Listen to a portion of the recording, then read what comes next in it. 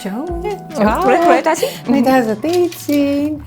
Ja vaatasin just neid helve asju, et ootavad teda siin, et just on valmis saanud. Et... Me hakkame kohe rääkima sellest, sellepärast, et ma olen täna külas Siret Eskol.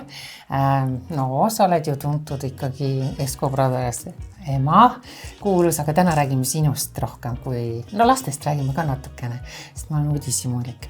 Aga kuidas ma su juurde sattusin üldse? Mul käis paar nädalat tagasi Helve Pärna külas, kes on kuldkoodide ka tervendaja, võiks nii öelda. Ja tal oli seljas imeilus kuldne, nii peenelt tikitud käsitsi kleit, et ma nagu terve saate ajal ma olin natuke ära tinistatud ja võib-olla need kuldkoodid tinistavadki ära. Ja siis selgus, et sina teed temale neid kleite. Et räägi, kuidas teie teed kattusid, sest tema on rohkem sellisest esoteerilisest maailmast.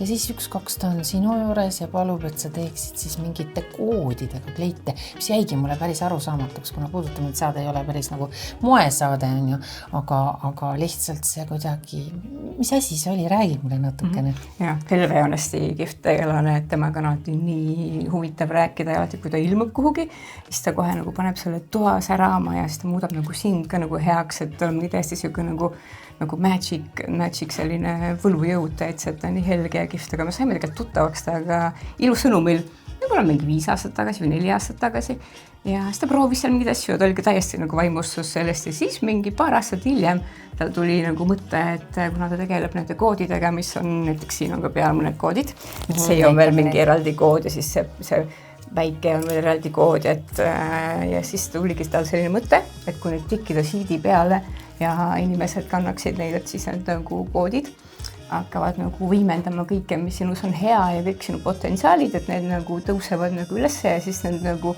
riided tõstavadki sind nagu kõrgemale nagu spirituaalselt ja kõik su võimed nagu võimenduvad.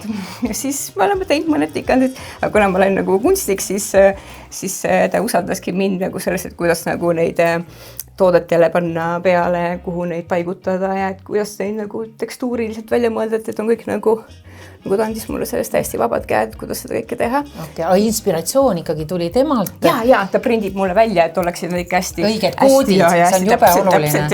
Sest ma pean nendest koodidest ikkagi nii palju rääkima, et kes võib-olla aru ei saa, ma panen selle Puuduta mind saate lingi ka siia juurde, aga seal oli tõesti, et ma sain sellised kaardikesed, mis tuleb kohvitassi alla panna või veekannu alla panna või üks oli veel suurem, kuhu ma selle panin. Seal ma panin arvuti juurde ja seal oligi ilu, tarkus, uuenemine ja kõik sellised asjad.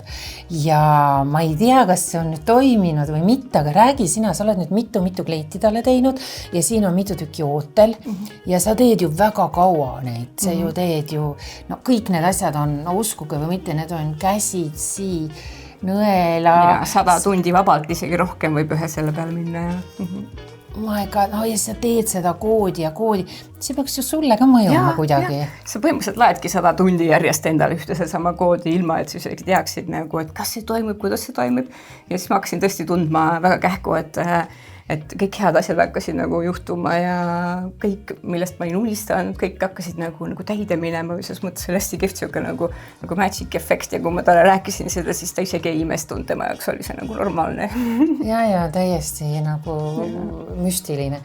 No palun väga, siin on reas ja kõikidel sinu toodetel, sinu disainil Siret Disain, kus juures sul on oma brändi nimi ka. See läbiv teema on ikkagi tikand, pärlid, tikand. Et mis asi, kus see tuli? Kas see on mitte tantsukleitide disainer? Ja, ma tegin tantsukleite hästi kaua.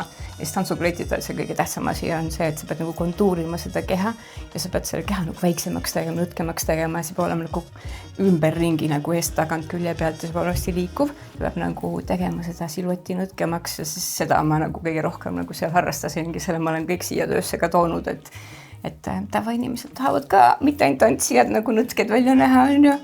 Aga kuidas sa liikusid üldse selle, et sa hakkasid tantsijatele kleite tegema? Jah, tegelikult ma liikusin sinna vist niimoodi, et 2015 äkki ma olin Londonis, ma käisin tantsukleite seal müümas ja siis ma läksin sinna Harrodsi kaubamajja ja siis, kui ta oled käinud seal, siis seal üleval korrusel oli selle Balmain, tema need siuksed suured bomberjakid, seekord olid must ja valge ja kuld ja siis need tikandid olid täpselt, no praktiliselt samad, mida ma ise kogu olin tikkinud tantsukleitidele. Maksavad ju 8000, 10 000, nagu ma teaksin. Ja mul on üks selline bomber seljas, ei ole, see on Sireti ja siis ma vaatasin neid jakke seal ja siis mõtlesin, kas ma olen teinud Pariisi haute couture'i tasemel tikandid kõik need aastad.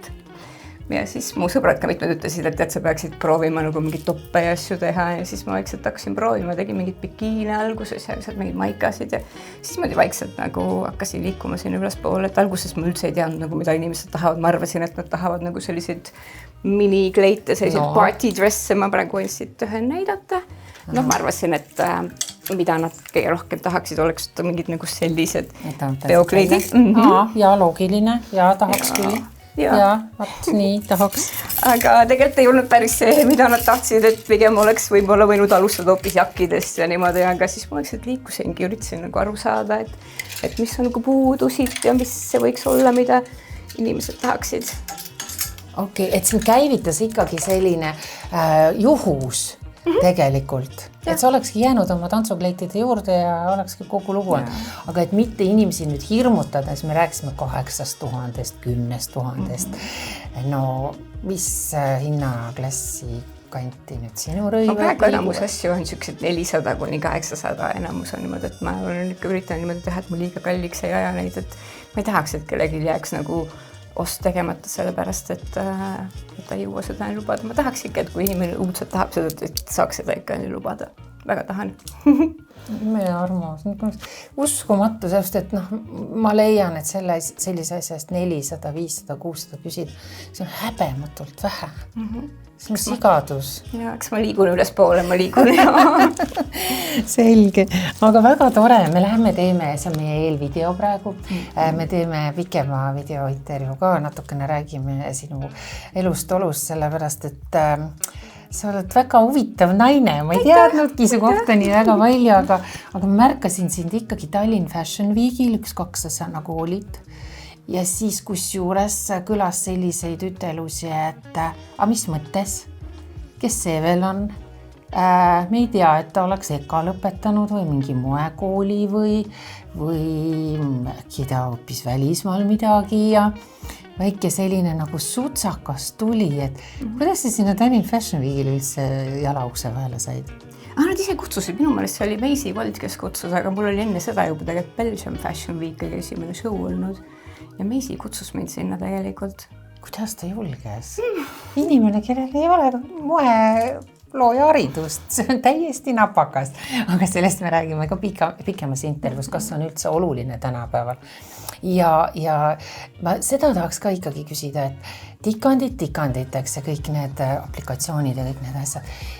Kas sa arvad, et see on igavikuline, et see ei kao mitte kunagi moest, sest see on nii sinu käekiri, et ma nagu ei kujutaks ette, et sa teeksid midagi muud, et sa teeksid lihtsalt selliseid lihtsalõikelisi kleite, kus ei olekski siis neid selliseid juba on nii palju maailmas, et ja, aga et kas see jääb, praegu on see tõesti väga trendikas, aga kas sa arvad, et see jääb? Ja, ma arvan küll.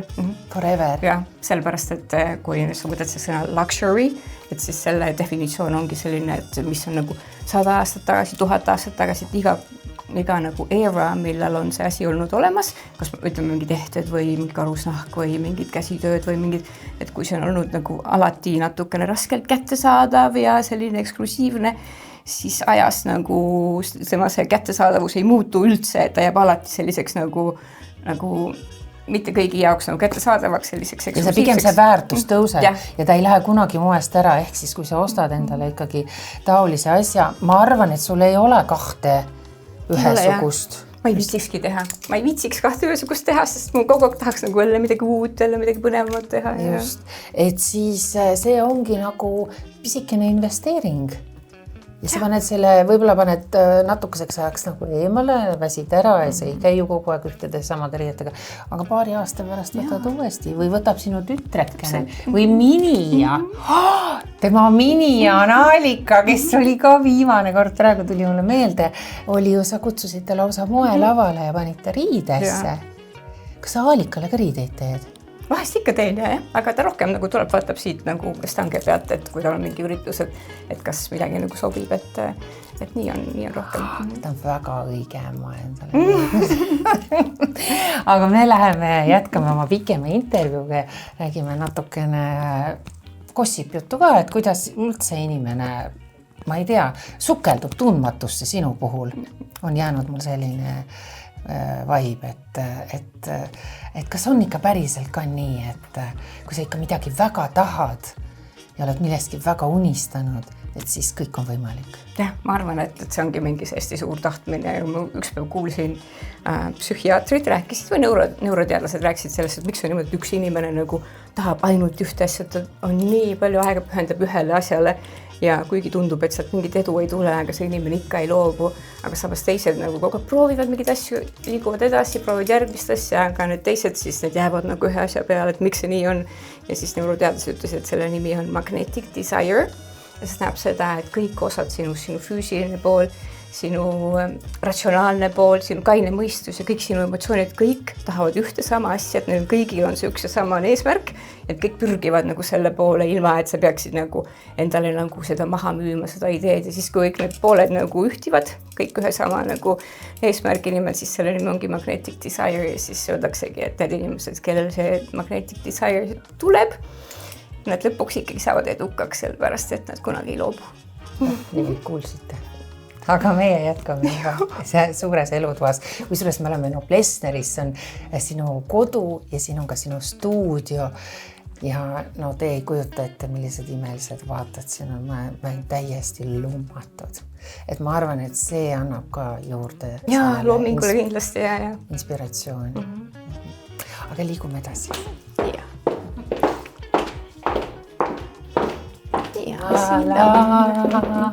Okei, kas sa teeksid meile tassikese kohvi ja siis võib-olla voolab jutt ka libedamalt? Muidugi.